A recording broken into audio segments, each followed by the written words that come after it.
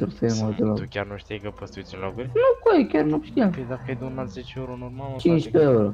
15 euro ai donat? Da.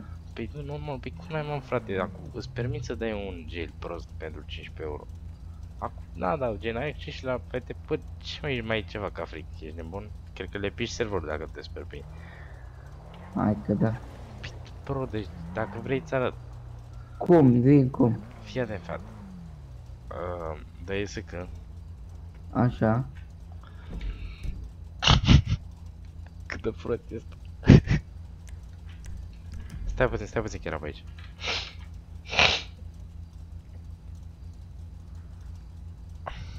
Bă, cât de...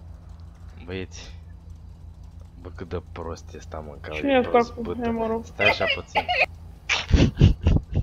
Stai puțin. Dă-i SK. Așa. Dă-i la game. Așa. Asigurarea. Și dai Google X, după fii atent, te duci la My Computer. Ai instale orice de program. Și dai acolo la GTA sau 5M, ce-i tău acolo. Bă, și dă-le mere, că n-ai treabă cu el. Da, n-am treabă cu el, bine. Mai bine să păstrai ea 1.000.000.